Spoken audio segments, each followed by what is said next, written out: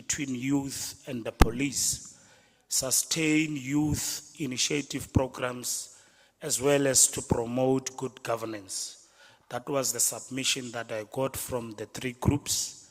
Then when we move to the next slide, this slide was introduced for legal principles. We have zoomed into certain legal principles whereby we also take recognition of the Constitution of South Africa 1996, the Freedom Charter, the Child Justice Act 75 of 2008, SA School Act 84 of 1996, the National Development Plan 2030, Criminal Procedure Act, Skill Development Act, National School Safety Act, White Paper on Safety and Security, Integrated Youth Development Strategy, Child Care Act, Sexual Offense and Human Trafficking, SAPS Act 1995, Drug Act, Firearm Control Act, Social Development Act, and National Strategic Plan on GBVF.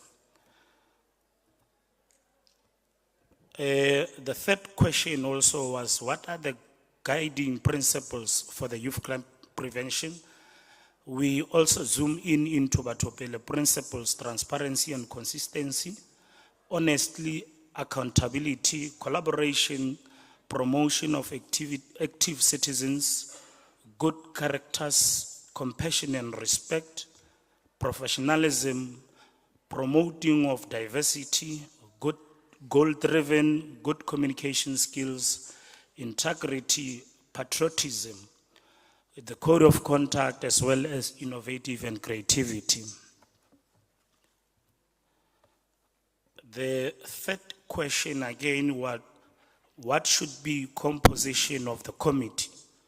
I think we have spent a lot of time on this matter because there were different views, and finally we find ourselves in position to present 10 portfolios, whereby the final input was that we must have a chairperson as a civilian member, we must have the deputy chairperson as a civilian member, we must have a secretary as a civilian member, and the deputy secretary from SAPS.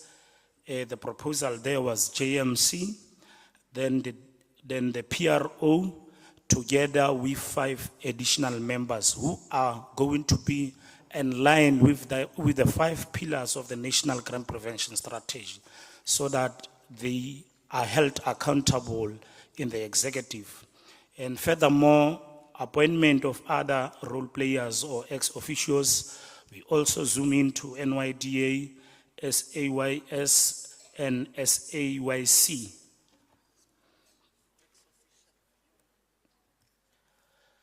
Moving forward, what should be the function of the committee? Now that we have the portfolios, what should be the function of this committee?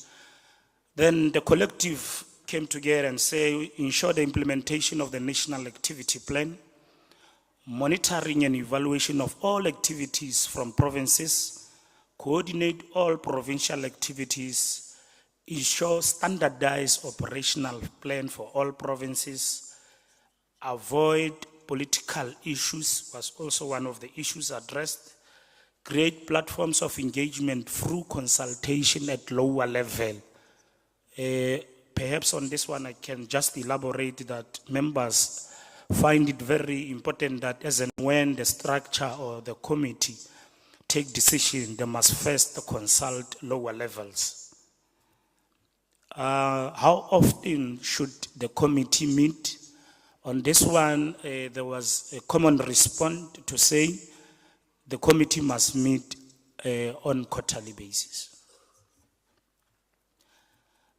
Because of time, we did not manage to address 2 questions. The first one is, how long should be the term of office? I think this one is very critical. I will be directed by the Director of Proceedings whether we will entertain this matter now or at the later stage. Secondly, the other issue, it was what resources are required to achieve the set objective. If I have no further assistance to the podium, may I request leave to rest, Director of Proceedings.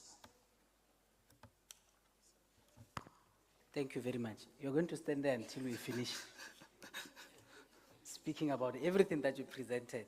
So, yeah, there are two things that are left there, Yes.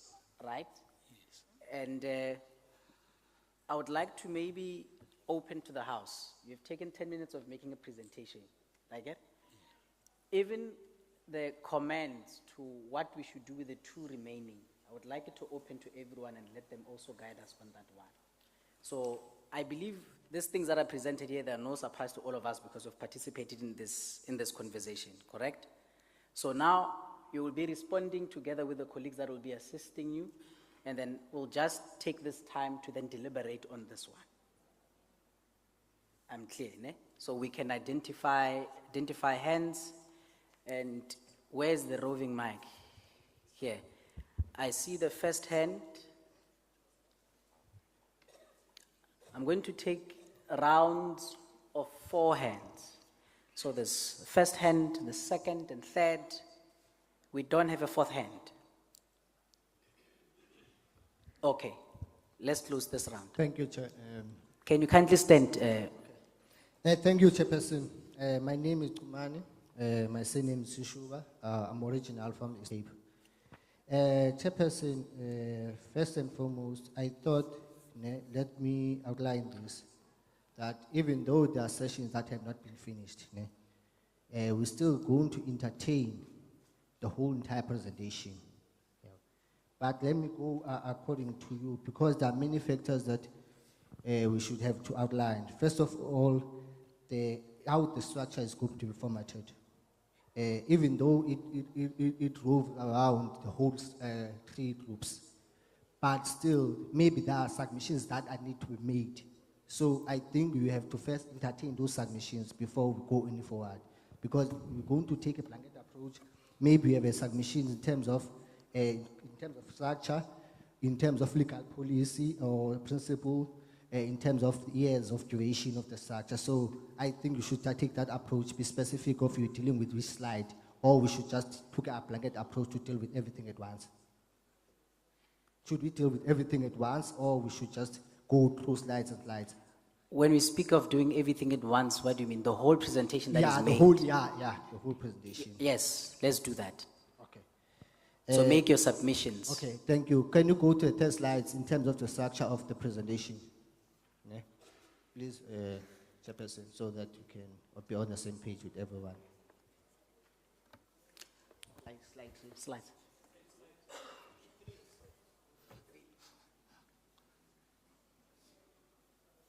Composition of the committee.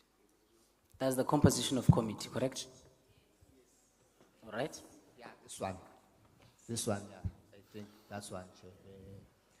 Chairperson, on this slide, I believe there was a submission that was made for treasurer. One part of the logistics of the structure and how then the treasurer have to understand the accessibility of in terms of the structure. 2, the removal of JMC SAP. I believe that the structure of the steering committee must be based on civilians only. There is a national coordinator for reasons. So that's why I strongly say that the removal of the JMC must take place. I don't have a problem with NYD being an ex-officio, SAIC being an ex-officio. And also, I'm not sure about this, but in terms of having provincial chairperson and secretaries form part of the ex-officio of a broader meeting. I'm not sure if we should outline here or where, but I also must submission that needs also to occur. Okay. Yes. Can you move to the previous slides? Talks about the principles. I would like to add Economic Development Act on the other one. The other one.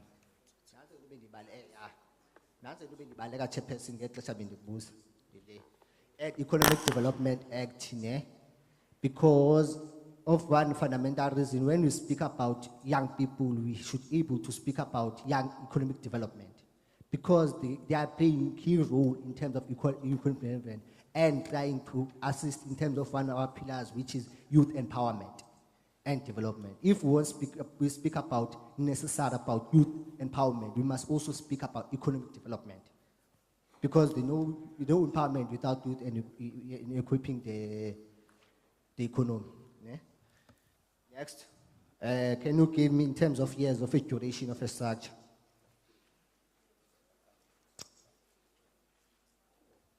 Duration of a structure. Okay. Oh, okay. Chairperson, yeah? Before I'll make this one, the reason why I want to understand that here we came to elect a steering committee or a national structure. Because if we're speaking about the steering committee, for example, we may say that a national structure is 4 to 5 years. But we cannot say that a steering committee is going to be 4 to 5 years. So that's... Maybe let me give you an opportunity to respond to some of those things. There are others that he raised that is just a matter of, I think the economic development one to the principles can just easily be added. I don't think there might be a contestation to that one. But the issue of the treasurer and the issue of the term, those are some of the stuff that we might maybe respond to before I go to the other. And James C, the removal of James C. Thank you very much, Director of Proceedings. I think for us to have direction, can we perhaps, as and when we have input, move from one slide to the next, because we'll find ourselves going up and down. Is it possible if we go for the first slide, then we get input from the collective? If they are fine, we move to the next slide so that we don't go up and down. Is it possible in that fashion? Do you think that will be productive? We'll make inputs per slide, correct? Okay, it's fine. So what's the first slide there?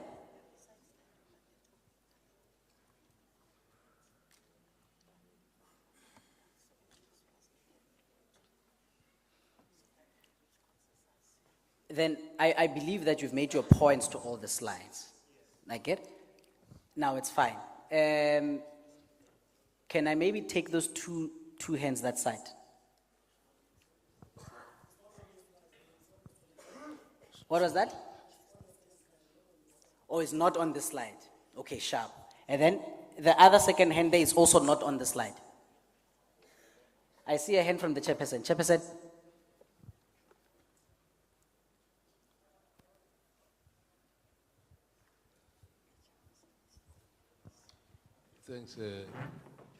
Thanks, Program Director and Facility. Mr. I wanted to check with the reflections from the House. Are these objectives linked to the existing strategy? Are they also linked to the SAPS Act and also the National Youth Policy? Because if we do not find linkage there, then it becomes difficult to garner the constitutional support from those entities in terms of what they do in their day-to-day. I just wanted to check on that one, specifically on this slide. Thanks.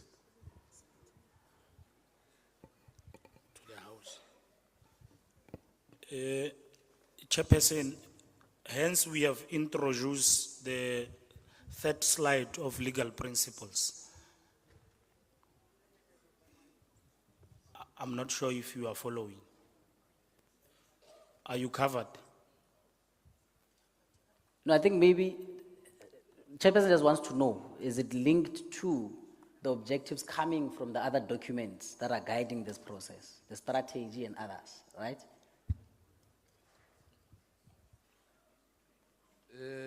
Facilitator, the question on your guiding principles or your legal principles will remain an exhaustive list, because there may be also other principles which are not included here. Yes. But I'm saying that if the objectives are not purified, then it becomes difficult to say what the structure would be expected to do, and how do we also garner support. If you speak about the NYDA, I'm saying from the objectives, we need to be saying, in terms of objective number 2, that speaks on 1, 2, 3, and 4, this is how you come in, we can work with you moving forward. I was checking along those lines, because the strategy itself has got objectives that have been there.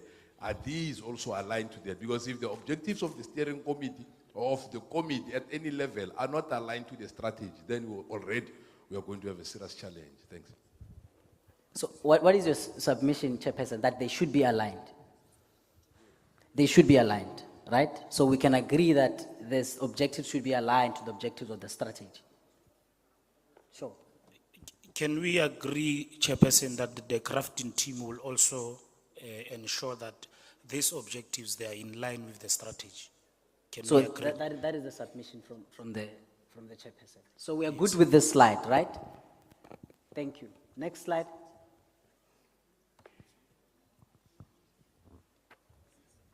Any hand, any input? There's a hand there.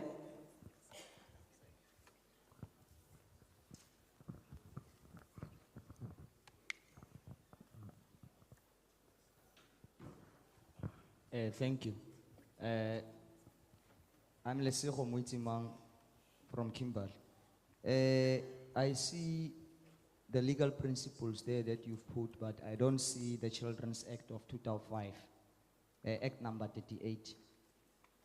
Can it please be added there? Then as well as National Liquor Act of 2003, Act number 59. Thank you. That talks about sale of underage alcohol. Okay. The secretariat of this group is taking them down. They will be added. Agreed? No input on this slide? Okay, there's a hand from, Thank you, Program Director. I think just to give it a holistic coverage, I think there are already particular legal principles which are already linked to the Integrated Youth Crime Prevention Strategy. I think the ones that have been left out will just include them. I think some of them were just mentioned. There is still the NYDA Act as well as others. So whatever is left behind in terms of the purification process, we'll just include them there. thank you. Thank you very much, Chairperson. Let's move. In essence, Zulu is saying that we will bring these things from the other documents that through the purification process from the other documents that I mentioned.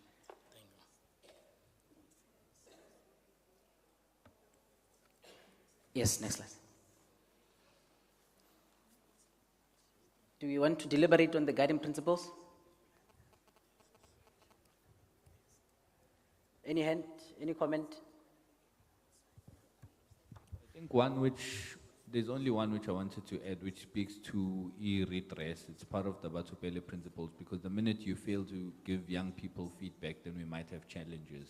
So as part of a key guiding principle, the issue of feedback, or in terms of Batupele language, redress is of critical importance. Thank you. Thank you very much, Dabezita.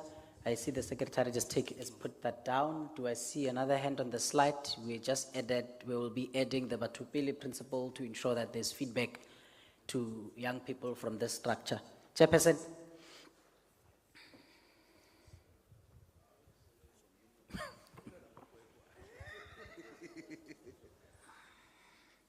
Thanks, facilitator of the session. Would we be correct to say the code of conduct is a guiding principle, or it's a guiding document? I wanted us to be clear, because maybe we're talking to documents in principles and principles in documents. I just wanted clarity on that one, because like I said, that at the end of the day, the document should be enabling for the committee to can function. We should not create documents that are going to paralyze them. Thanks. That is a question that needs a response, Chairperson. Yes, in a code of conduct, being a document, maybe in this regard, please respond, Chairman. I think the question is relevant for the audience, not to the facilitator. Right, Chairperson? Thank you, Chairperson. So are we happy with the code of conduct being a principle, or what about code of conduct? Because maybe if you want to say something about the code of conduct being a principle to this, you can say something about the code of conduct, not just have a code of conduct.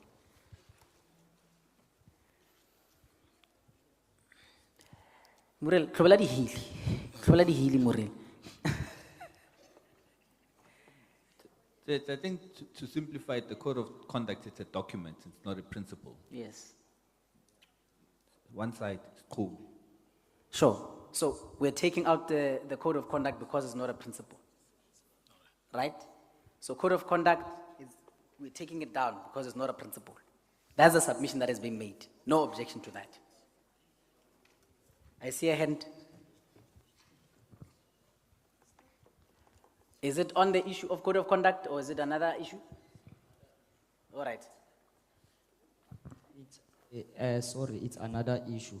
all right. Because we were given small time, you know, the mind was far. Now the mind is back. Sure, sure. Can we also put a guiding principle where it says youth must be included when they do these policies and stuff, wherever in their, whatever policies that they are drafting, the youth must be included in the inclusion of youth in policy drafting. So a principle that would be spoken of as being inclusive, the guiding principle to the committee or in the terms of reference would be inclusive. That's what you're saying. And wouldn't it not be covered in the Batupele principle of providing feedback? Is it a tenet of the Batupele, or would want to have it as a separate? It's under collaboration. So do we feel that is already expressed there? Because we can come up with a lot of words that are already covered there. I get? Zulu, we're still on the issue of inclusion. We're not on the issue of inclusion. Do we want to include inclusion there? We feel or the element of inclusion is already covered there. I think There's a hand here. It was the, Thank you very much. I like collaboration. So I would just say the collaboration but it's covered there under collaboration as far as my understanding goes. But I would then just to, I don't know, for the sake of, let's say, collaboration and inclusivity. okay, yeah, because to be quite honest, collaboration is not necessarily being inclusive. Because inclusive might mean, you know, being transparent and including everyone that is part of the system. But collaboration might be speaking of partnerships with external parties in what we are trying to do. So let us add the issue of being inclusive as a principle. That is it. We are left for this thematic area. We're left with no time. So can we kindly just move? I see the hands there, and we'll move to the next slide. I think while volunteerism might be in the same WhatsApp group with patriotism, but I don't think that it's quite the same thing. So if we could use that as a guiding principle, young people are already volunteering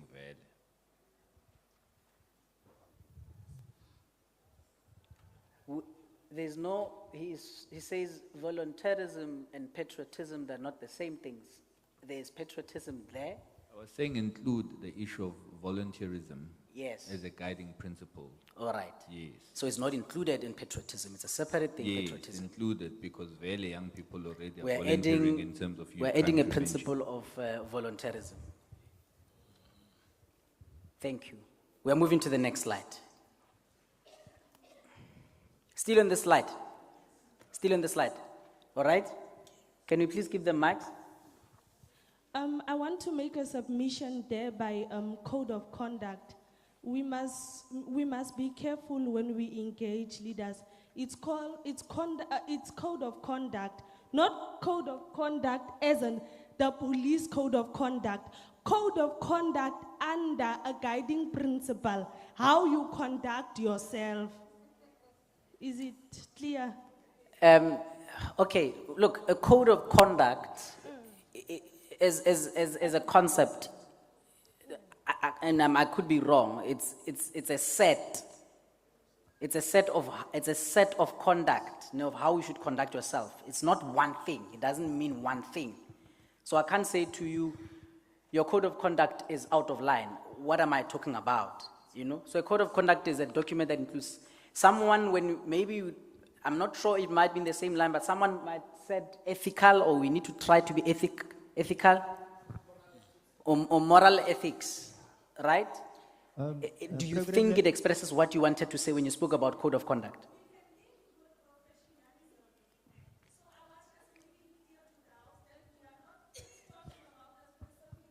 But rather under that, we are talking about professionalism. Like that ethic also, it goes together with it. Professionalism is already there. So, but the issue of code of conduct, as a principle, we've already agreed that it's been taken off. Ne? Thank you. Can I take the second hand? Program Director, I think we must get clarity. I think in terms of the discussions in the group, when we've raised code of conduct there, it's not in terms of the code of conduct of the police, but it's in terms of how the structure, the Youth Crime Prevention Committee will conduct themselves in terms of the business of the day. And that was linked with integrity. That is the concept. Maybe the code must come out, but the conduct of the committee was mentioned there. Yeah, I understand that. We are not fighting with that. We are trying to express it in such a way that if it happens that tomorrow none of us is there, people who are reading this document can understand what we are trying to say. So when we are saying a code of conduct, we're not necessarily expressing fully what we want to mean. Hence, there were also suggestions from this side that are speaking about moral ethics, how we conduct ourselves. Do you understand? So a code of conduct it's a product, it's a tangible deliverable, not necessarily a way in which we should be guided to perform in a specific way. And if we're not able to find something that we want to be expressed by that, we're going to remove it until we find it. If accountability is there, then it's fine. Let's have accountability saving that interest. Is accountability there? Yes. Accountability is there. So you see now, when you speak about code of conduct, we are agreeing that it's speaking about a lot of things. So and all of those things are already there. So let's take it out. I get? I will come to you. I'm going to take that last hand, and then we're going to move to the next line. Or else we're going to leave this place 1 a.m. in the morning. We're still in the first thematic group. We're already beyond time. And if we are not careful, we will have ourselves to blame. Can I please take the last hand from that side? Then I move to the next slide. Thank you very much, Chair.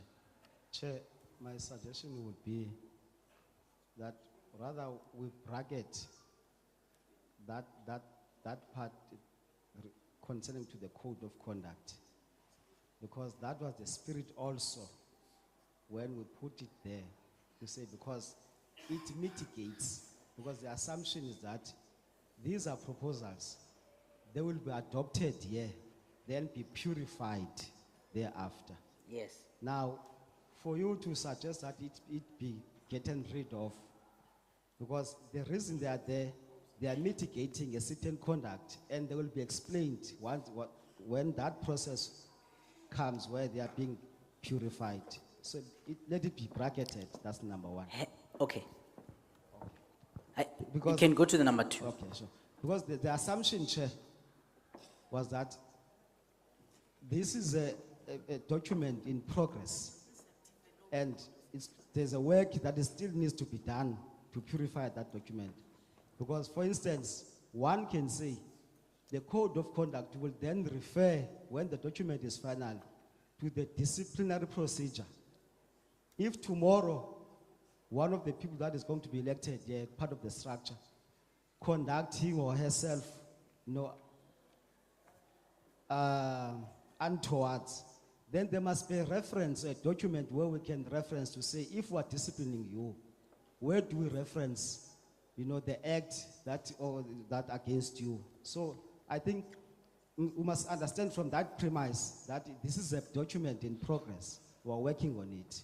Yes. But what we intend to do is to adopt those principles. Then those who will be entrusted to lead us for the moving forward will work on those documents.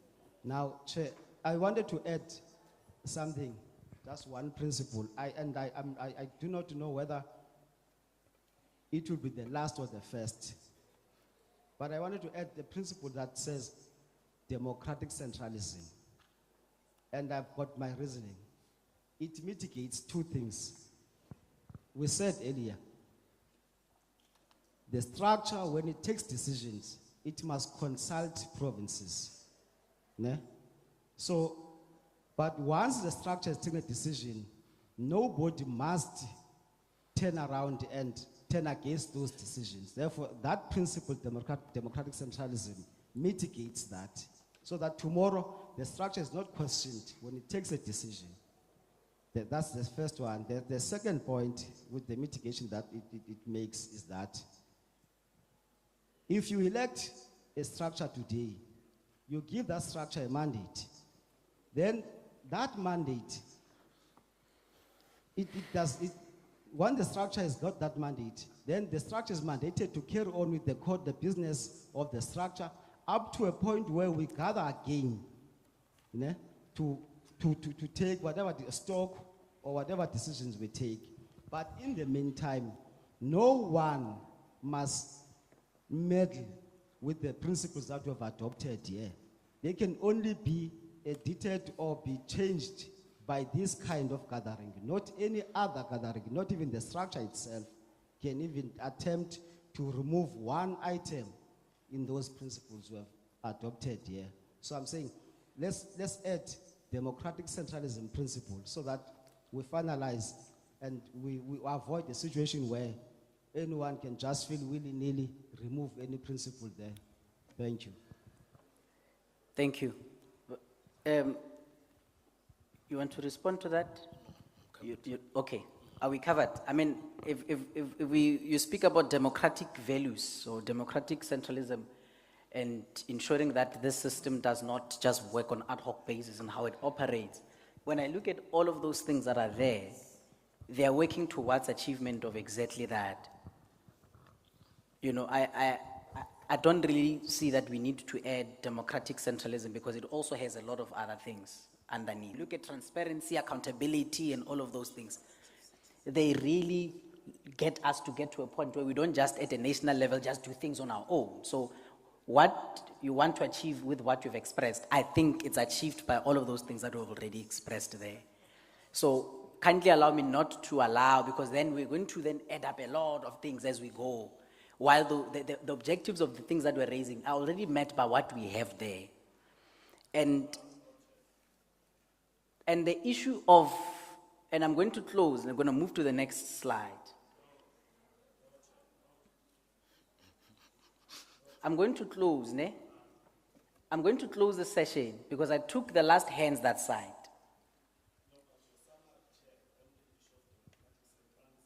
Where's the mic, guys? Can you please give them a mic, ne? And I need someone from the house to kindly respond to the issue of democratic centralism. Maybe I do not get it. No, thanks, Chair. Just on this issue, I think your summary, it's not in sync with our understanding in terms of the democratic centralism. And my colleague just explained it properly in terms of what that particular words mean. It's all about the decision taking, how national is supposed to operate. Once the national structure is elected, there are certain powers that are vested, and that's where democratic centralism comes in. It's not, those I think, principle forms part of democratic centralism, but it is good that democratic centralism must reflect as a principle. I don't know if you get what we are saying. Okay, they would like democratic centralism to be added there. Will we die if we add it? We will not die, right? Can we add it there? Let's add it. We're adding it. We will add it. But also we must understand what we are doing. It speaks to implementation. It speaks to programs which are already guided by the strategy. It speaks to programs which are in response to the crime stats as well as the challenges which are found. Now, at which point will what is being said by a national structure possibly differ with a provincial structure when we are all looking at the same data in terms of challenges which are there? Because if the challenge speaks to GBV in provinces, then you firstly highlight the provinces which have the biggest challenges and you take programs there. At which point can a province say, no, Tina, we've decided this month we want to do a sports against crime program. We don't want to focus on GBV. There will never be such a time because of what it is that we are doing here. If we were here for any other reason but crime prevention, then yes, the issue of democratic centralism becomes critical. But in this particular platform, it's not.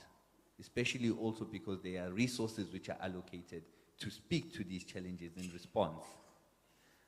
The principle of democracy, it's important, consensus, it's important, and you were saying it's already covered within those ones. But to put democratic centralism, it comes with something else which down the line might have unintended consequences that might not be seen, particularly right now. But will we die? You decide, Chair. Bebe, but before you come in, can I please take that hand? Thank you, Chairperson. I know that I'm not a young person, but I would just love to offer just this one principle, which also the minister spoke about it, the principle of respect. Because I believe that we need to respect human rights, we need to also respect human dignity, and it's also enshrined in our constitution. And the minister spoke about it yesterday. Thank you.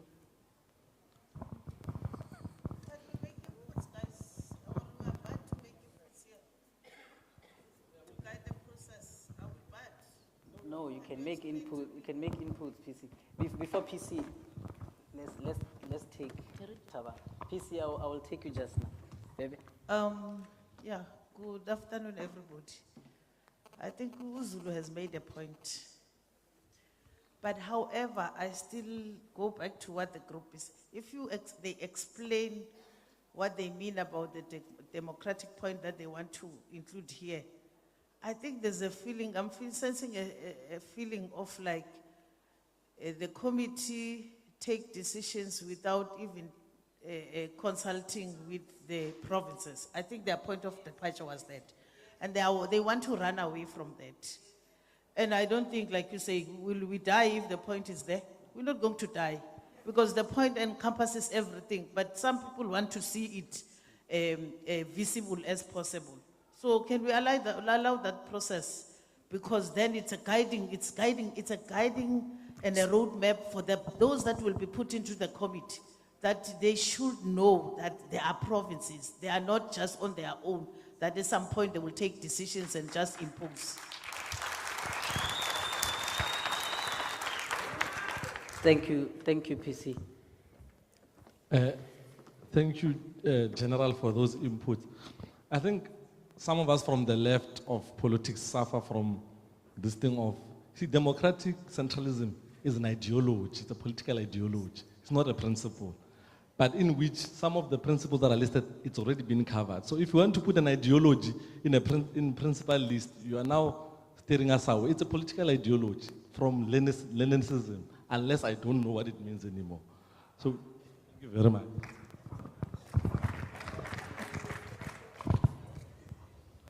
Any hand on that?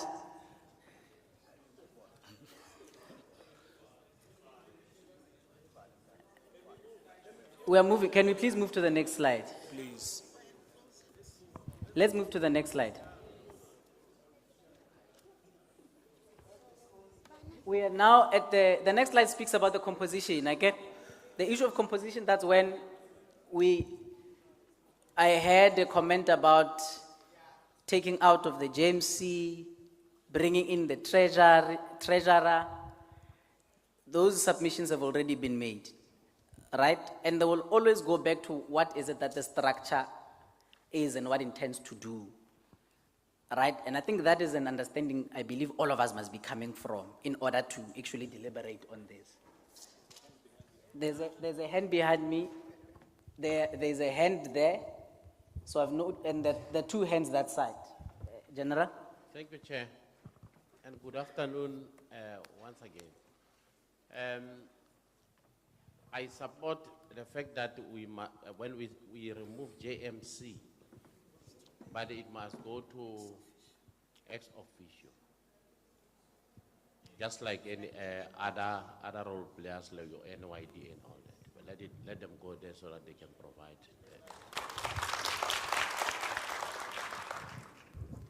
And wait, we need to finish on the issue of adding a treasurer there.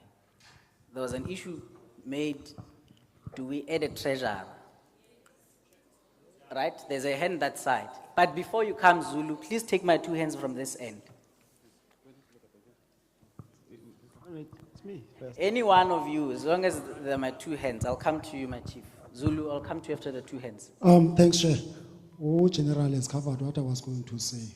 But I think, Chair, let me mention this. I don't know if I'm too sensitive, but I took offense in what you said about my colleague's statement. Will we die if we edit? So we are not here as Chair, we are not doing us favor when we put submissions and then if you don't agree with our submissions, we're not doing us any favor. So I took offense when you asked, will we die if we edit? So what does that mean? So we are just saying this thing, just G. We are here to discuss things and to solve things. So you can't just disagree with us and then if you want to add those things, then ask us, will you die if you're adding them? Also, on the matter of SAPS and JMC, it's so worrisome to see it still there. Because if I believe, I still remember, in my group, we explicitly say we do not want JMC and SAPS. I'm glad that even the general are supporting it. So yeah, that was my submission. So we don't want to see them there. And please share if you could mind how you speak to us, because it's very offensive when we talk and then we disagree and ask if we will die if we're eating. You're not doing us any favor. Thanks. All right. I apologize. I apologize with no reservation. I apologize. Let's take the second hand. No, thank you very much, Chair. The name is still Unati. Chair, I'm covered now. But there was a proposal in our group, which I don't see it featured there, that they should be listed. That because we agreed that the meetings for the national structure must sit quarterly, and when they sit, the provincial chairs and provincial secretaries have an ex officio status, and they be part of that, so that we have a synergy in terms of decision making. So I'm proposing that it be put there clearly for anyone to know and then adopted later. Thank you. Thank you. The point that you're raising, you're speaking to including provincial chairs into the national structure that were not elected into executive as ex officio members, right? Which when I participated in most of the discussions, I think it was a general consensus, but we would like to see being expressed there, correct? Is that what we tried to say with 5 additional members? It's a separate issue. Ex officio members, I get? Then it then must be added there to ex officio. We have the NYDA and the SAUS.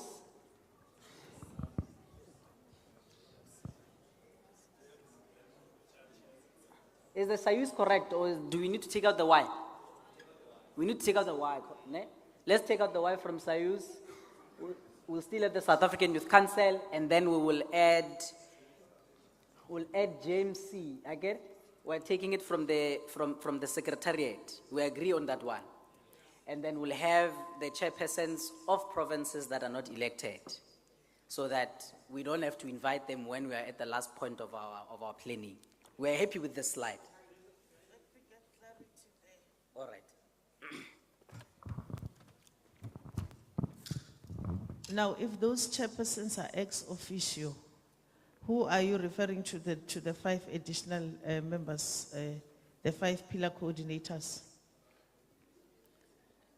Those that participated in the commission, it was that I also asked that. I just want to understand. Yes, we want to understand because when we say 5 additional members, who are they? Or are this, I mean, you know, in elections, there's always additional members that came second to some of the people. We take them in as additional members, we give them specific portfolios. So these are not people who will be brought into the system separately. They will be part of the election process because every province, I believe, will be submitting. Yeah. Can I respond? Wait. I'm done with the 2 hands from that side, I get? Zulu's hand was up and I did not take it. Zulu, There's no hand there. in your response, will you be able to clarify the 5 pillar? No. Okay. So before you come in, can I get someone to clarify the 5 pillar? Chabala. Thank you very much, Program Director. The submission from the groups, it was that the provinces are going to get portfolios again, from chairperson, deputy secretary, and other provinces that did not have portfolios then will be additional members. That was the submission from the groups. Yeah, then it makes sense. So they can't be ex officio, they are additional members. So there are two things here. There are additional members. There are people whom have been submitted for purposes of elections. I get? And listen to what the PC say. Till now we are saying the people that are not elected into position but they've been submitted by provinces, will then be the additional members whom will give the thematic areas. Correct? But then now when we speak about chairpersons from provinces, there was an expression that they will then make up the ex officio members. Do you understand? So it's like we're talking about two things, but we're confusing ourselves. So do we agree that the additional members would be the chairpersons that did not make it into specific portfolios? So let's clarify that. Then others say yes, others say no. Let me take a hand from that side to clarify what is it that this meant. No, thank you very much, Chair. The issue of the additionals, first let's clarify the issue of ex officios. Yes. It means that you sit in the national committee on the basis of your office that you occupy. Correct. So tomorrow, if you are no longer a provincial chair, you are no longer a member. That's what ex officio means. Great.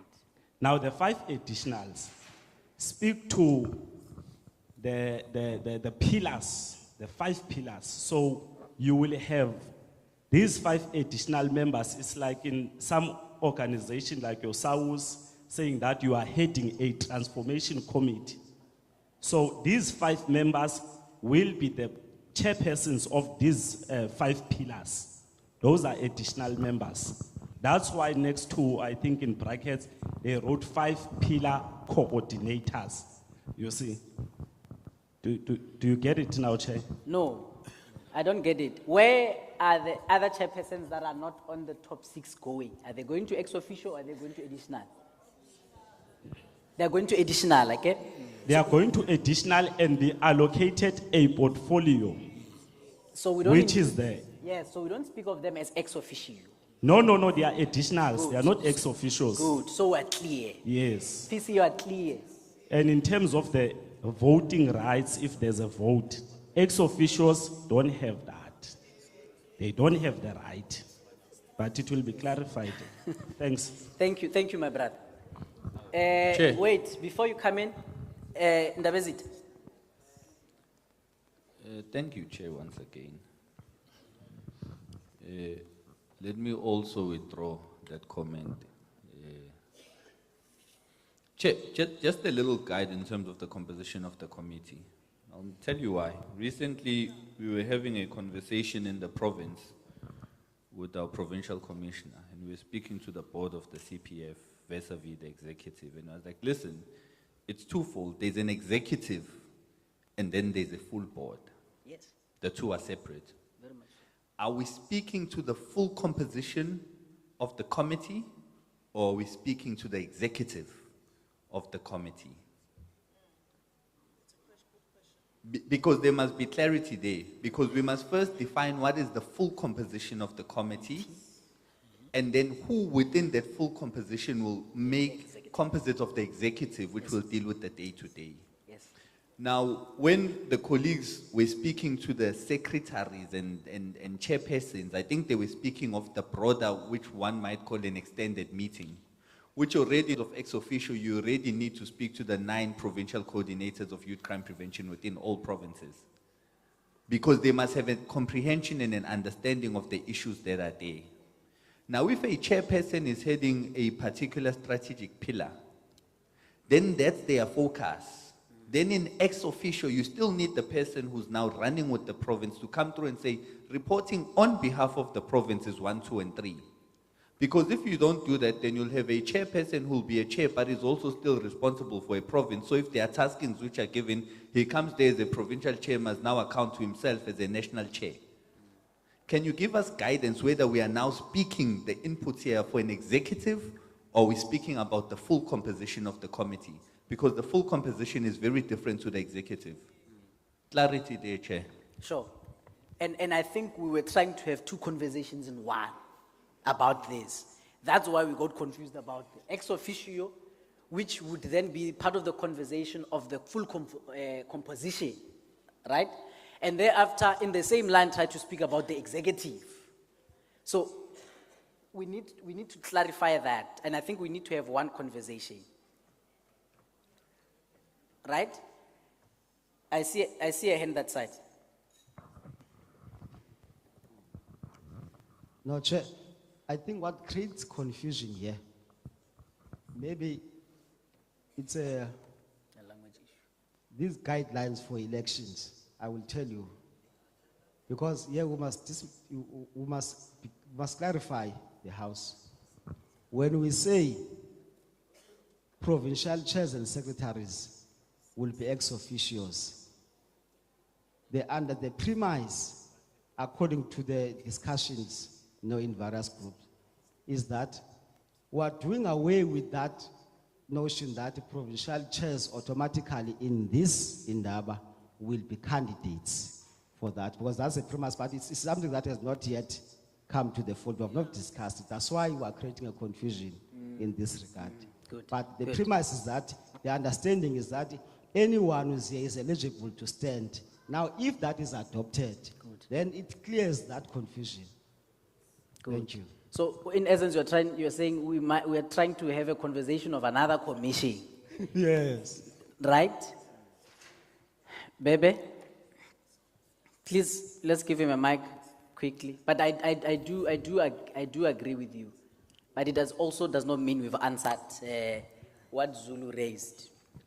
No, I share the same sentiment in my first thinking, because we need to deal with this, keeping in mind that there's another presentation that's going to come that actually deals with eligibility of who can stand.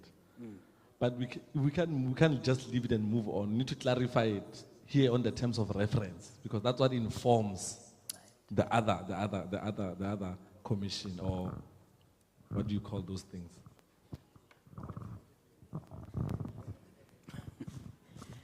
All right. So, my things are falling here.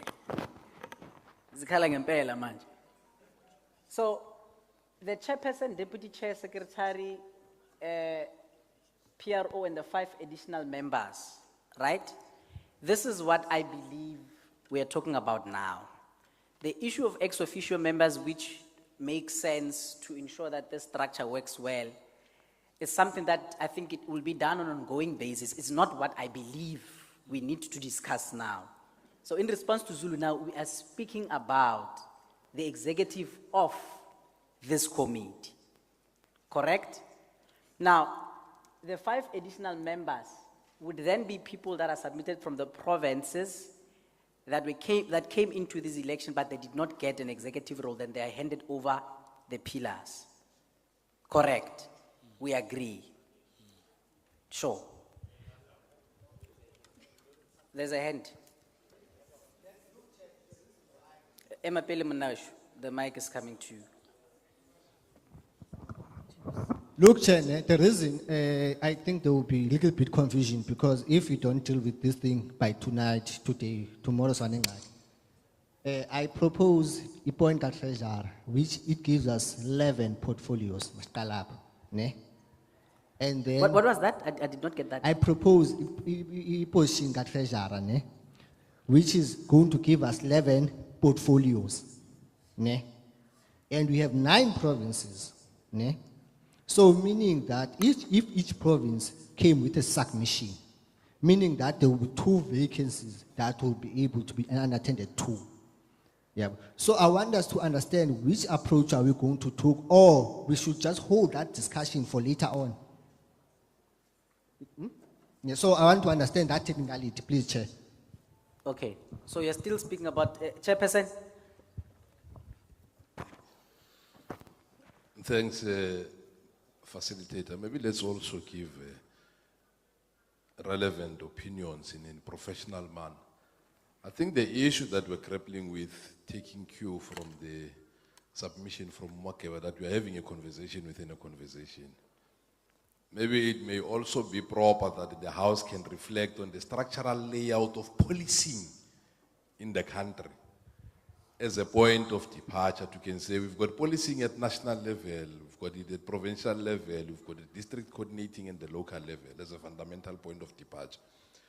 And maybe the committee that we're speaking here is a committee that is an executive committee, not necessarily you can say all by itself would be responsible for the national functions of youth crime prevention. Because for 5 pillars, for a person who's there not on a full-time basis, I can tell you from where I'm standing, it's a nightmare.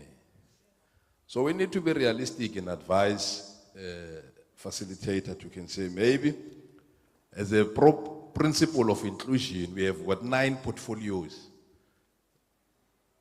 As a point of departure, we've got 9 portfolios that will speak to your chairperson, your deputy chairperson, your secretary and your deputy secretary, that will speak to your public relations officer, that will speak to your resource coordination officer, that will speak to your operations officer, that will speak to your stakeholder coordinating officer, and your performance management officer. I'm not prescribing, I'm proposing.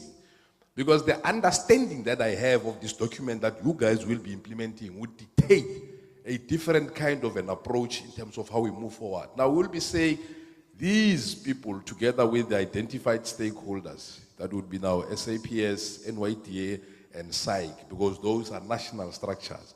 They can have the governance authority as the executive of youth crime prevention in the country. Then your SAUS and your SADVESA, because they speak to this element of learners, can become program attached, but not necessarily as sitting members of the National Executive Committee of Youth Crime Prevention. That would become the highest decision-making one. Then we can speak about the issue. You can say, how do we ensure provincial participation? Now we would speak around the issues of your ex-officio members.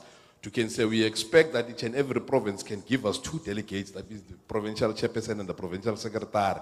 And then we also expect that the CPF would give us 2 delegates, the provincial chairperson and the provincial secretary, including a delegation maybe from your CPF and CPCF, that would be the national chairperson and the national secretary. I'm just giving an illustration in terms of how things can be easily coordinated from that perspective without necessarily setting up people with an overload of work that would still not make a lot of sense. I'm just saying and sharing with the House, you can say, maybe we can opt for a model that speaks to an executive committee that is within a board, at national level, at provincial level, at district level, and have a forum at station level. Because the TOR, all in all, they need to be having a guideline from national trickling down to the sector.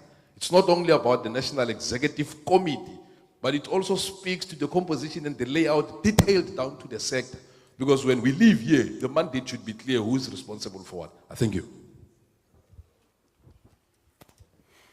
That's a submission made by the chairperson of how we can work on the composition of the executive. And the issue of ex officios and additional people, it's something that he also expressed that we shouldn't deal with here. But for purposes of implementing, can do it, can request provinces to send us the relevant people that can be seated. But NEC should be 9 positions, right? So we agree. And then can I then, as he expressed, do we agree that as he expressed all those positions that he mentioned, he will submit them, then we will add them here. We're still going to come back and provide, before we go to finalizing this process, we're still going to share a refined part of this discussion. So I will ask the chairperson to give us that breakdown of 9 positions and we'll add it there. Do we agree? Thank you very much. Next slide.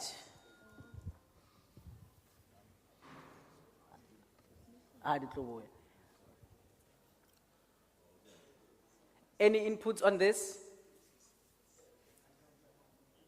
The functions, are we happy with the functions? They are happy. And I think there must be a line not limited to, so that it's also, so we can move to the next slide, ne? There's a hand from the chair. Mageva, are you fine? The slide before. You're not fine. The slide before. The slide before. Let's go to the slide before. The functions of the committee. Yes. All right, Chairperson.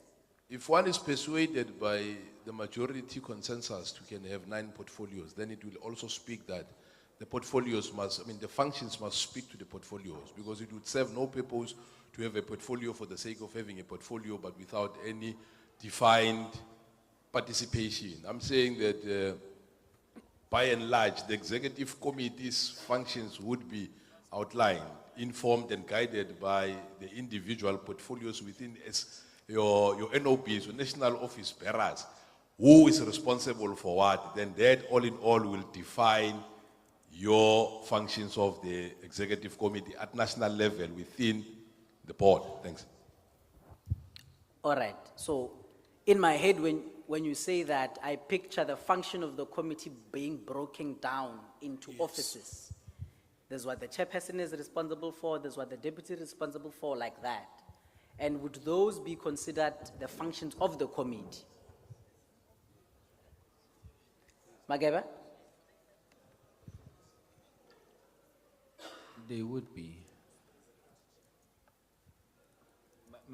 By virtue of that submission, my input falls away, but I was looking at avoiding political issues and what the function would be. It's like, well, we're going to avoid it, it's a function, yabo. But I was already covered. Okay. So we are then happy to move with the submission that the functions of the committee will be categorized by the offices on the committee. They would not just be generic as they currently are. We agree to that, right? And then as a way forward, there's no hand. As a way forward, then I would request, there's a hand there.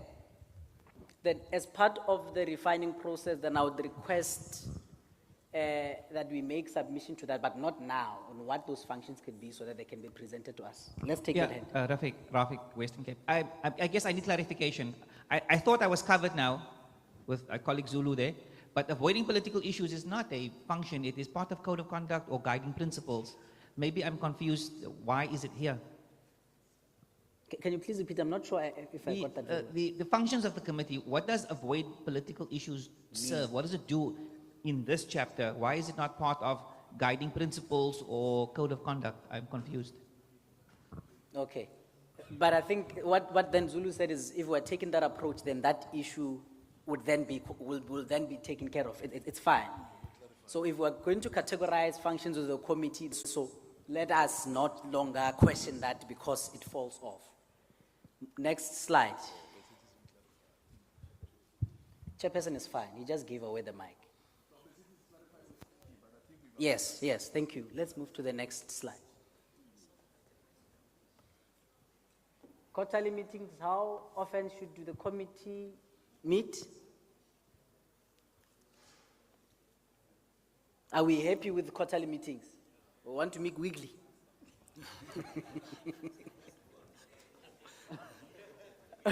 Yeah, we can meet every second day online for 15 minutes. Right? We'll show the machine is running. Come after 4 months, we're like, how? What happened to this thing? It hasn't moved after so many months. So quarterly is fine, eh? But they can meet more than that if they wish. So it's fine. Let's move to the next slide.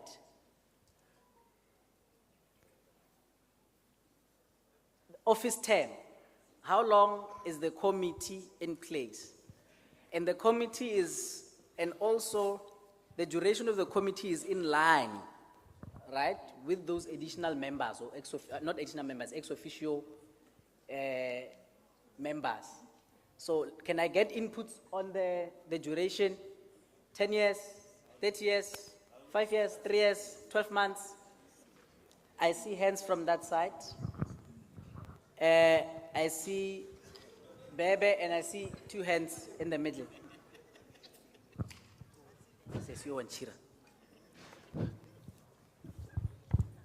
Thank you very much. My name is Goskono from Western Cape. I propose, in terms of the office, 3 years. Work like NYDA have 3 years, and also that must make sure that they have 3 years, the office. Okay, submission is 3 years, basis might be aligned to the National Youth Development Agency. The second hand agrees with that, the third hand agrees with that, there's a hand in the middle. You agree? Lina, your officials, why are you agree? Why our officials agree? Okay, there's a hand here in the middle. Okay, here's your mic. Thank you. My name is Tsugani Mkwanas and Deputy Chairperson. I think the term of office should be 5 years because in districts it's 5 years, in station it's 5 years, in province it's 5 years. The very same approach must happen to national. Thank you. All right. And when we say in province and in the station, you're speaking about the youth desk structure. We're speaking about the youth desk structure. All right. Thank you, Chair. My name is Mapula Rekhoto, and I'm coming in as a JMC member. I'm thinking, Uguti, Chair, we do it for 5 years, aligning it with the term, General, NASCOM, that is. This will give us a chance for continuity and consistency of the programs that the committee and the steering committee will be running in terms of the youth desk. Thank you. All right. So all reasons, either for 3 years or 5 years, they are being aligned to either the office of NASCOM, either with the provincial or station structures, with NYDA. Do we want to determine the years based on alignment with something? Because all reasons that I got was like, we're aligning. Chairperson? I know, slalo right. You gonna proposal like 5 years. Yeah, second year. We do not agree with the motivation because remember, this is not about person alignment. Planning is informed by a 5-year plan. Am I right? The implementation guideline that we are going to discuss later on will speak to a 5-year plan. So we should allow office bearers adequate time for them to can be in office, for them to be able to can discharge the duties that the young people are expecting of them. Thank you. So what I hear there, which I think might then be valid, it's still alignment, but it is aligning with our founding document. It is not aligning with other external things that don't necessarily have anything to do with us. So the plan is 5 years.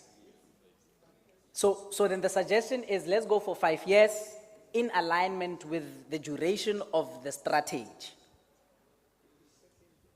Right? All right. So there's 3 years aligning with NYDA, there's 5 years aligning with our plan. Okay. We agree to that. Do you agree to that? Gauteng, you're saying no. Gauteng, you're saying no. They're saying yes. Okay, it's fine. We are happy. 5 years. Yes. Right? So we just wanted the reason. 3 years. There's a junior commissioner. Before you fell, you will be in university. And the junior commissioner, Western Cape.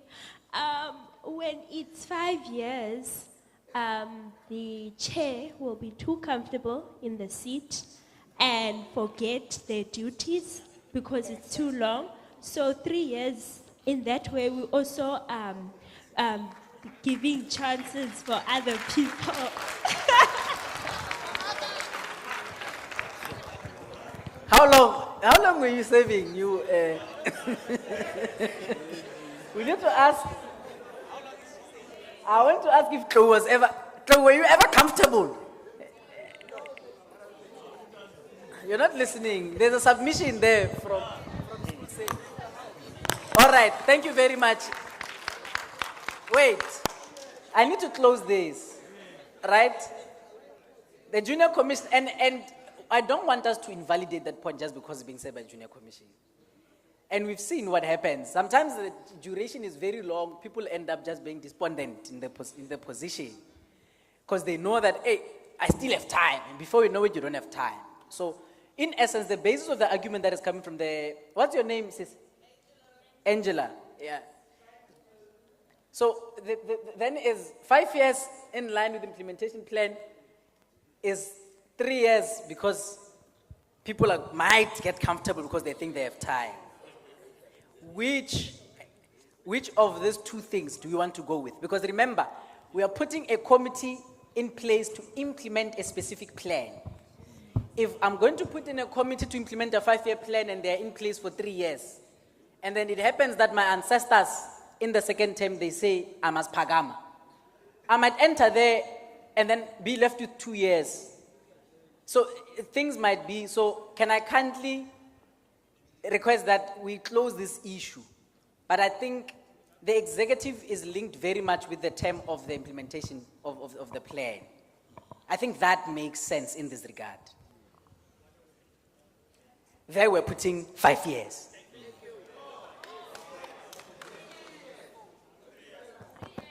It's fine. Right now, ne? If you're saying 3 years, give me reason. Give him a mic, give me a reason. I don't have a problem. Give me a reason. Do you understand? Just give me a reason. I don't have a problem. Give me a reason that would be in line with the plan that we have in place. Because the people that we're electing as an executive, they are meant to execute a plan which is 5 years. So let's mind the time. No, they said 3 years. I asked that you give them a mic and then they give us a reason. So we understand where they are coming from. Maybe we might agree with them. Please don't decide for us because I think the majority goes with 3 years. The plan of 5 years is something that you can still amend. It's never too late. We can work on it. We still have time. So please don't push us with the decision of 5 years. Please. Okay. We can vote now to close the debate. Thank you. It's fine. When you say majority, it's fine. And this is a very important decision, guys. Ne? The duration is very important. That's why I don't want us to rush it. I'll come to you. Chabalal, are you still fine, my brother? Yeah, I'm still here. I'll come to you. Let me take this hand. I'll come to you, don't worry. Thank you. Sidwell Makokoba, Communications from the Eastern Cape.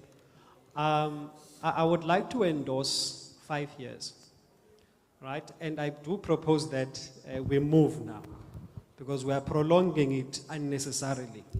We did say that it is in line with our implementation strategy. At the very same time, I do like the reasoning behind the 3 years in terms of people getting too comfortable. However, it is then upon us as the provinces, as the entire structure to ensure that we are holding each other accountable. All right? That is our responsibility. When we're done here today, we have a firm understanding that going forward, we will hold each other accountable. I then, Program Director, propose that if necessary, let's vote on the issue. However, 5 years. Otherwise, let's move. Because we cannot, you can justify anything that you want to justify. Because I can give you 2 years now, and then I'll give you justification for the 2 years. However, what should be the major justification is our implementation plan. And let's move, Program Director. Thank you. Thank you very much. My brother? Thank you very much, Program Director.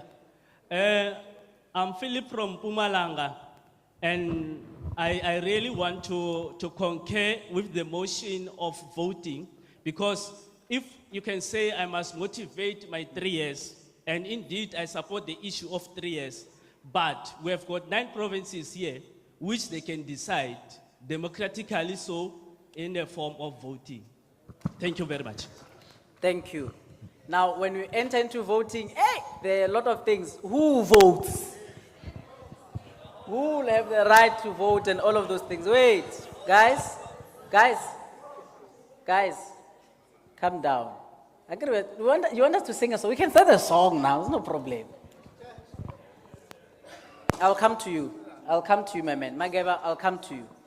I'll have a, hey, Mirel, I need a mic here.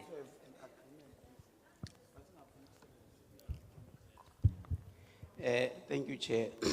I'm Tabamasa Singh, the Junior Management Corps Secretary from the Free State. The submissions have been made. We are in a meeting. And then when a point is raised, it needs to be seconded.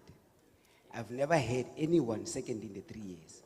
So if you don't second the motion is not to be discussed. So if there is anyone who's seconding the very motion, because the 5-year was seconded by chairperson, that is why we are dealing with it. So the one of 3 years was never seconded. So if you don't second it, can we please move?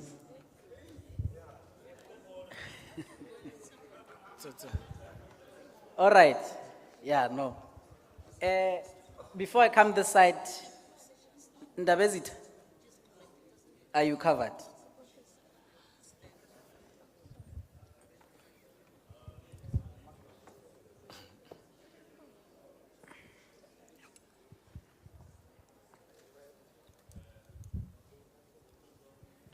Chair, I think it's important if we're reaching any conclusion to have consensus, because the minute you speak to voting, then we'll speak to a whole lot of other issues before we can even get to a point of counting the votes.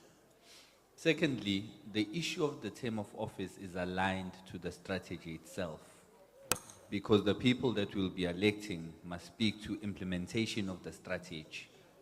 If within the strategy we are speaking to implementation which is aligned to 5 years, if we are giving you 3 years, it means that by the time your term of office is over, we can't even judge on your performance, because part of your performance speaks to 5 years. I love the one of it, democracy and everybody having inputs, but we can also vote on 1 year. This is aligned to a strategy. I don't understand how we can vote for something outside of the alignment of for 5 years, Chair. Can you guide us? All right. Hence, I wanted to proceed. I still have not heard any. I heard the reasons that were said for 3 years. But none of the reasons I had them to be aligned with what we are supposed to be implementing. Hence, for me, the issue of 5 years is still valid. Ne? And I see the hands. Ne? I see the hands, but I want to then close this and move forward. Right? There's consensus on 5 years. And I get the reason for 5 years, and it is linked with what the committee is supposed to be implementing. And then right now, I want to take the two hands that side. I want a reason. I want a reason that is linked to the implementation of what these people would need to be doing in office. Hence, earlier when I said we're given reasons that are linked to other things that have nothing to do with us. Can you please provide? Okay, Western Cape again. Chair, Program Director, firstly, I don't think it's fair that, I'm learning to love you and respect you, by the way. Let me start there. Yes. But I don't think it's fair that we shorten the time on the things that you want to push, right? And the things that you don't want to push, maybe, I think we shouldn't be engineering the conversation. I understand what he's saying about 5 years and the alignment. But the fact is that when do we actually experience everything in perfect alignment? And when we have long terms of office, and we have bad leaders, and we have lots of bad leaders who aspire into positions. What is wrong with a 3-year term when after the 3 years, if you were a good leader, if you did what you needed to do, then being re-elected is easy. In fact, it makes even more sense, because if you are re-elected after a 3-year term, now you've got another 3 years, transitioning is easy. It's not a problem. It's never a problem. But we have people that fail in their first year, and they sit still for 4 more years. This is not about administration and management. This is about being effective. This is not about purely efficiency. The alignment speaks to efficiency. I think we're speaking about effectiveness. So this is about bringing about effective leadership, not so much just aligning for the sake of efficiency. Okay, but we're bringing things that we are not even able to measure now in this in this session. Thank you very much, You know Chair. what, colleagues, Can you please be the last one? After here.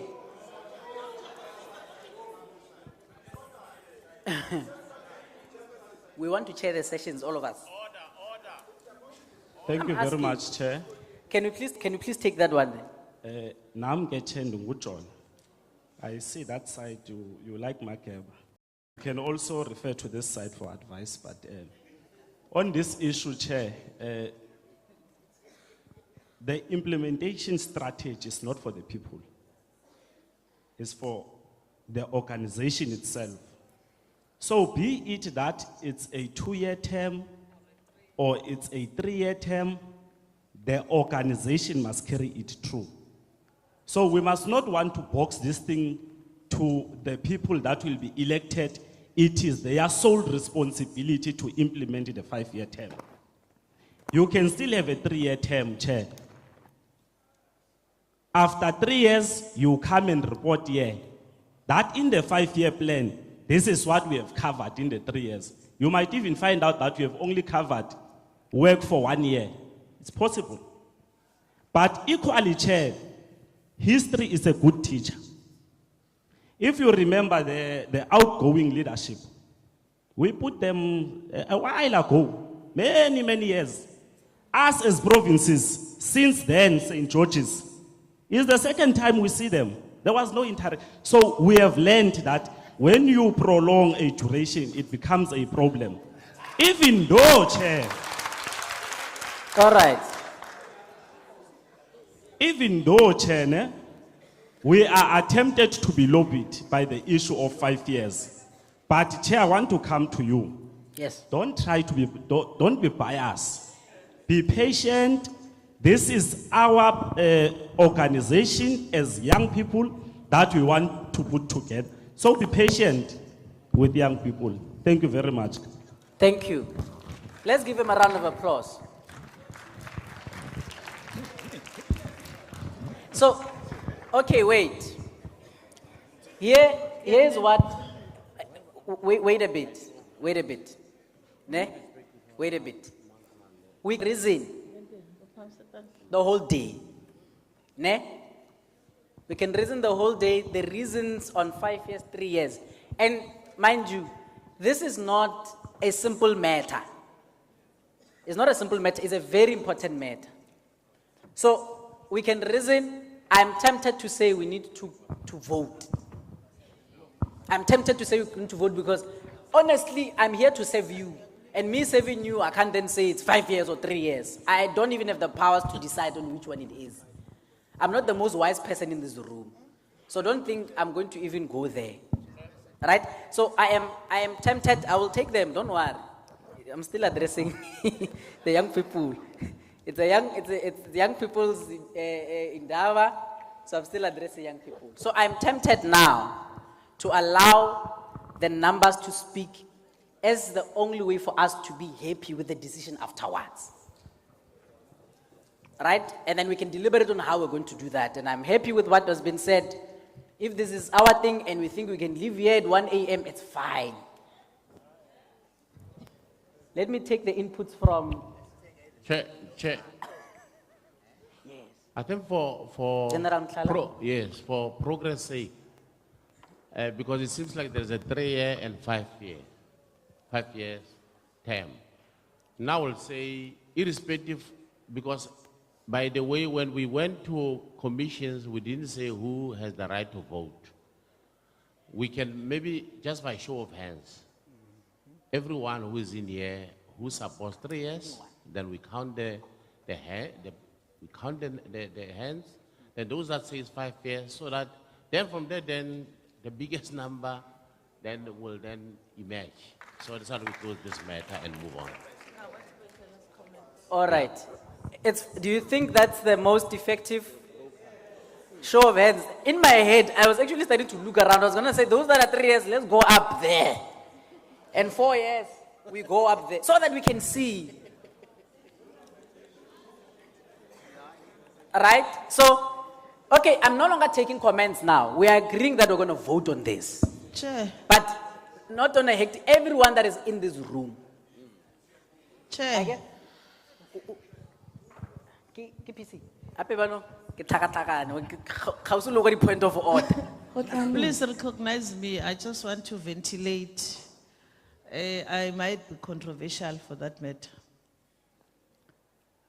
I'm sitting here, I'm just watching people say 3 years, 4 or 5 years, and they lament about a structure that was appointed, never came, they only see them once, they see them now. But I think you are the advocate of your own misfortune as well. The principle is clear, as any committee must be linked to a plan that is in place. And the plan is, if the plan is 5-year plan, let the committee be in that 5-year period. But put measures in place, because what you did, like now, you did not talk about how you're going to correct, you did not talk about accountability of this particular structure that you are appointing. You're just appointing a structure, it will go even if it's 3 years. You will go and come back after that 3 years, nothing has happened. So you need to put riders and accountability. And we're talking about, I think when I see the structure, the people that will form the structure from the brief that I got, how you're going to do your election, these are employees who are tied with certain responsibility and they have performance measurement tool that needs to be put in place. So if you put a structure, you'll see them even in that 3 years and nothing would have happened. So put more riders and controls in this. Don't debate about time period, because that time period the people need to deliver. But how are you going to monitor them? It's not clear, even at this point where I'm sitting now. Thank you, PC. The people that are sleeping, they're the ones that are for 5 years. Mageba?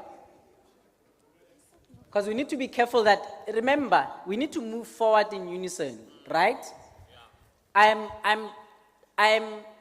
trying to avoid a situation where we will reason over other people that might not understand what we're trying to say, and we don't understand what they're trying to say, because our experiences are different, and our realities are different.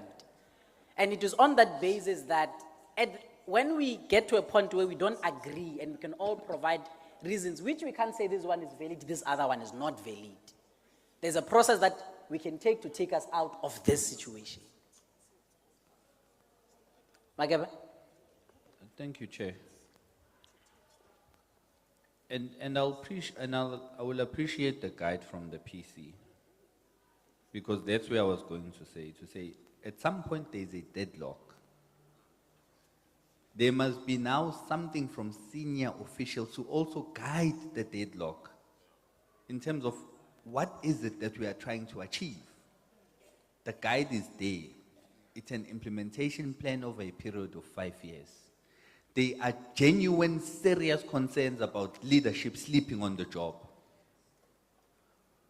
What you then do, you say, what are the mechanisms to put in place so that leadership, you wake them up so that they do not sleep on the job?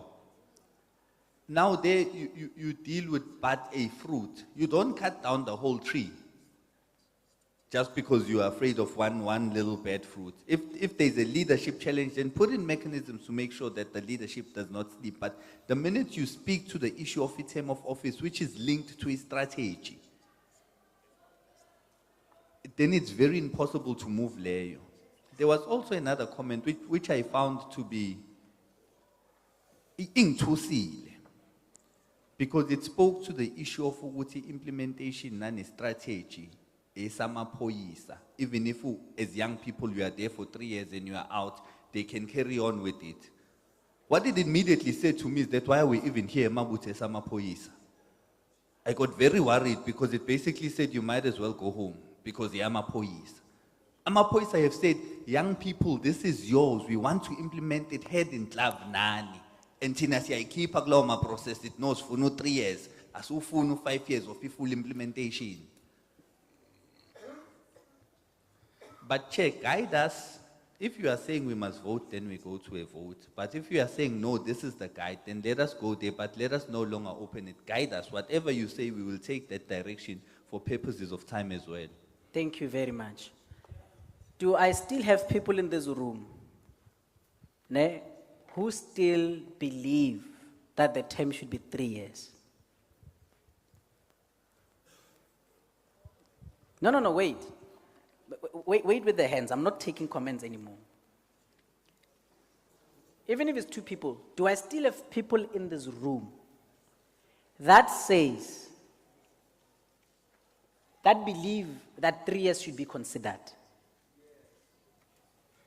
With a show of hands.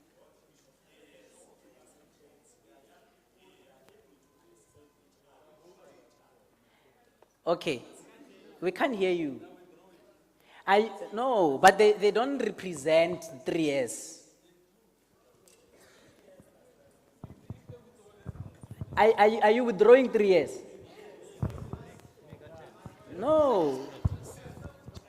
I Chair, understand. I The understand. idea is, look, Yes. we are lobbied on the issue of the 3 years. We don't need to be emotional. Yes. Neither do we need to go to a vote. What is important, we must be able to convince each other as young people. Sure. And then we will accept the issue of the 3 years. I don't think as young people, we can't find each other. Because once we still want to go to a vote, it will really signal a wrong precedent. So the issue of 5 years, Chair, we are lobbied. No problem. Thank you very much. Thank you. Hence, I was asking if there's anyone with the reasons that were provided. So, wait. I'm saying, hence I was asking, okay, if there was anyone in the room. So, we are moving with 5 years. Can you please clap hands for that? Chief, please add 5 years so we can see it. Hey, we are not type, hey. Let's move to the next slide. 5 years, do you see it? Let's move to the next slide.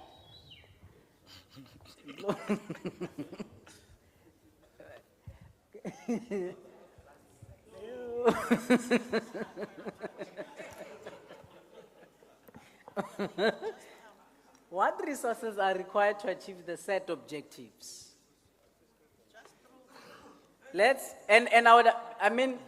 We might not need to speak of individual, resources. I think they might be in categories. I think that is the only way we can be very fast around this. So can I please take hands? What resources do we need? I see a hand, 2 hands. All right. Thank you, Chair. Go, My name is Thabo Basiamisi from Northwest. The resources that are required to achieve the set objectives are budget. Okay. And stationery. Thank you. All right. Budget and office supply, stationery. We captured that. There's a hand there from a colleague from Kimberley. There's also another one from Gauteng.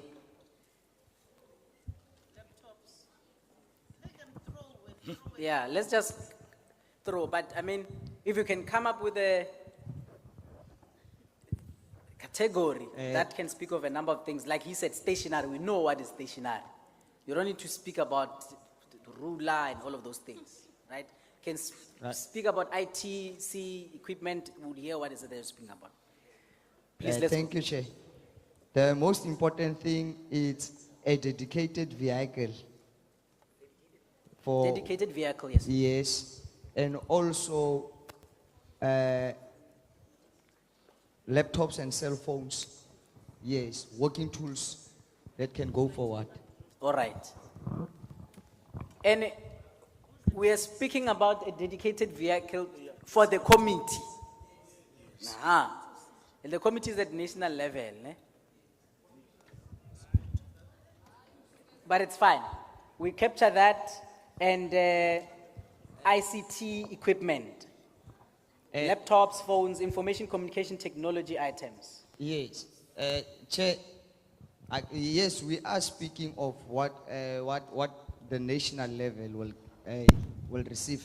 Yes. But you must understand, for us at the provincial level, we have to have them as well, so that we can deliver them whatever mandate that they give us as the national board. Sure. Thank you. That's what I wanted clarity on, because when you speak about a vehicle for the national, NATCOM can make one vehicle available at the national.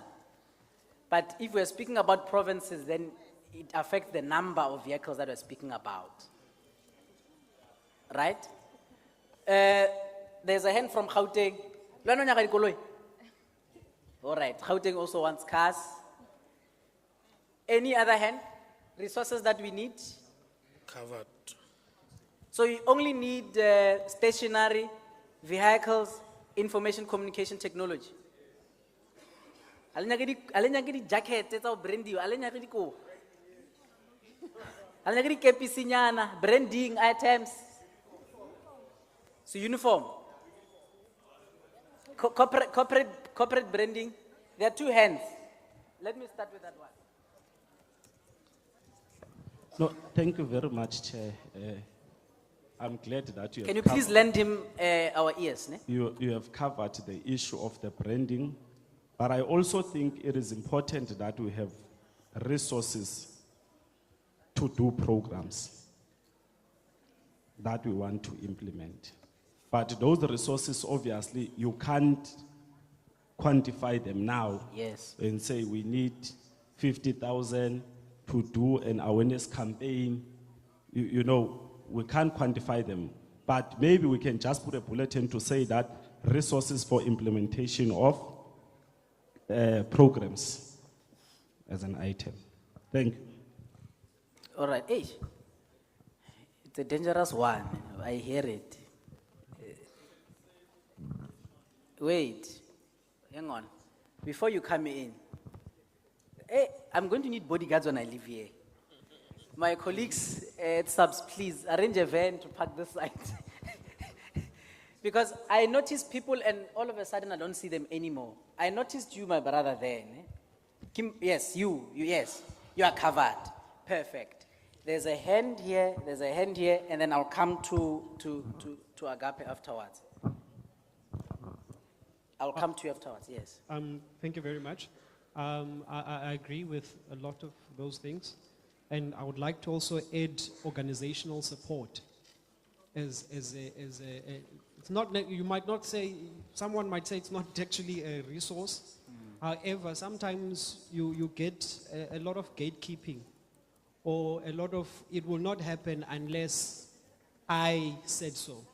So organizational support in that sense that we must also, we fully understand that in terms of vehicles and funding and all those other things, we are dependent on SAPS.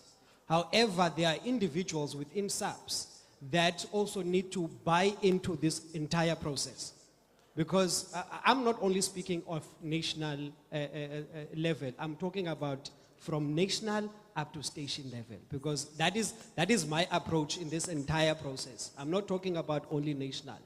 Thank you, because I do believe everything that we discuss here, the stations must implement as well. Thank you. Sure. So you could be speaking about as a resource, and we might go back to whether it should be buy-in by management across levels.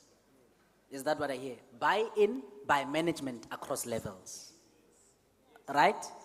They buy into it, and then we agree that it is a resource. All right. Let's go to the hand at the back. Thank you, Chair. And the other thing, we also need promotional items, whereby when we do programs, we should be visible and send a strong message to in fighting crime. Please repeat, Baba, I didn't hear you. We also